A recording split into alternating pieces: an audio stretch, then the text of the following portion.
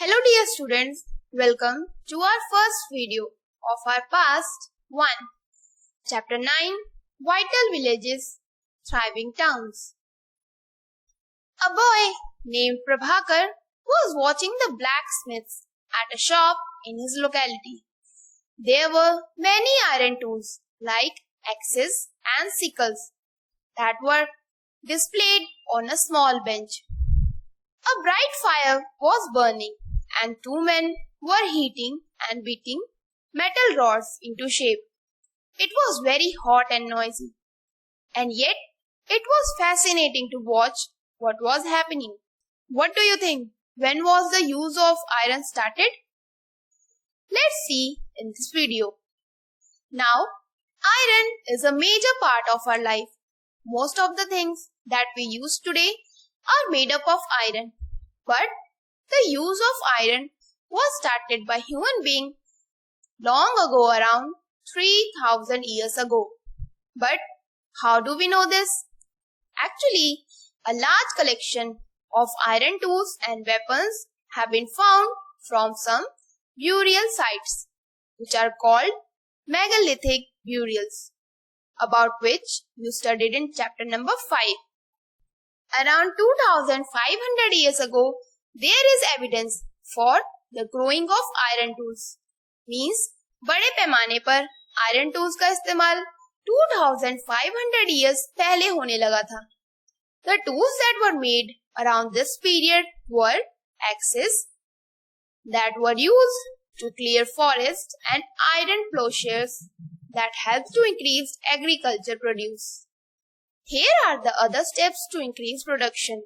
So, as you know that villages has a great role to flourish kingdoms because major part of revenue came from the villages. So, kings always focused to increase agricultural produce.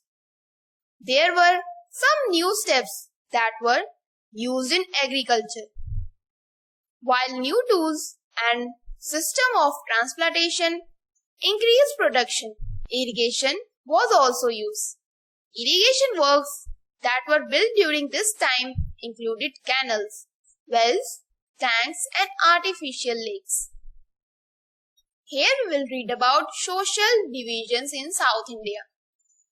There were at least 3 different kinds of people living in most of the villages in southern and northern part. In Tamil region, means in South India, large landowners were known as Vellalar.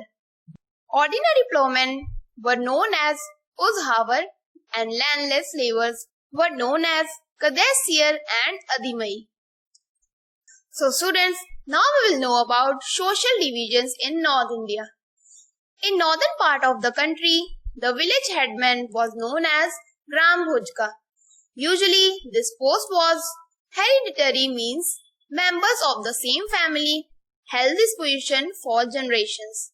The Gram bhojaka was often the largest landowner. He had slaves and hired workers to cultivate the land as he was powerful. He had close relations with king and in some cases he also functioned as police and sometimes as a judge. He also collected the tax from the villages.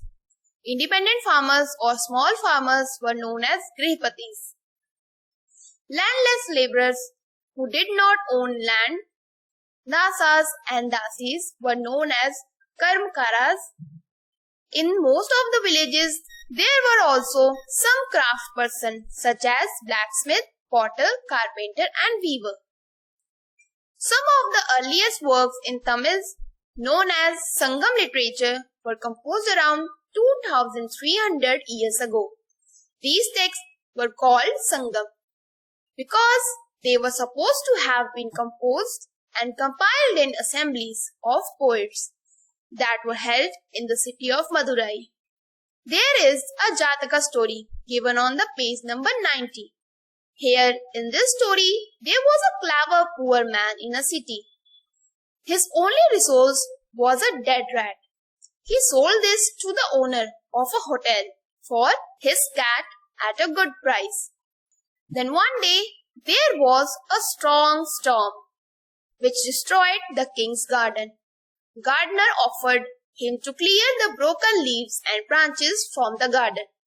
The poor man rounded up all the children who were playing with an offer of sweets for every stick and leaf that they could collect. Later he sold this to a potter at a good price. Now he thought of a new plan.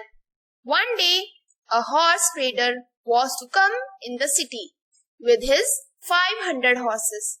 He took a big gallon of water to the city gate and offered this water to the grass cutters who passed by. When the horse trader came to the city, he went to the grass cutters and asked for a bundle of grasses from every grass cutters. He also asked them not to sell till his grasses were sold. He sold these grasses to that horse rider at 1,000 coins. So students, now it's time to revise what we have learned in the above mentioned content.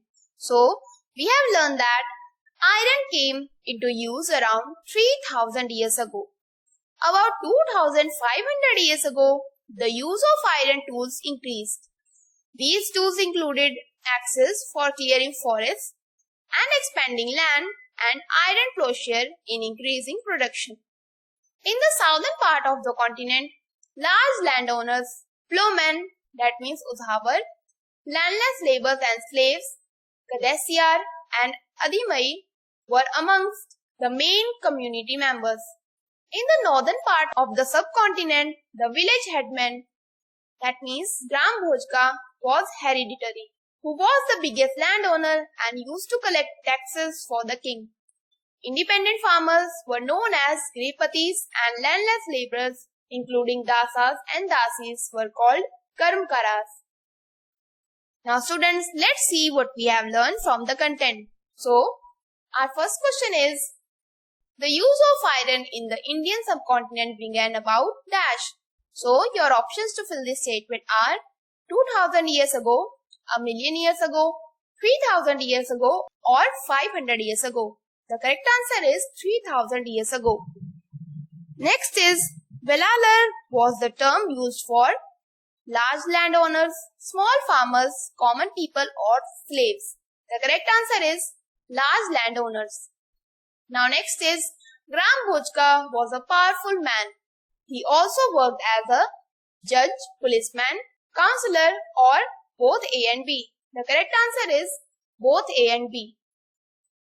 Fourth question is, what was the only resource of poor man in the story Clever Poor Man?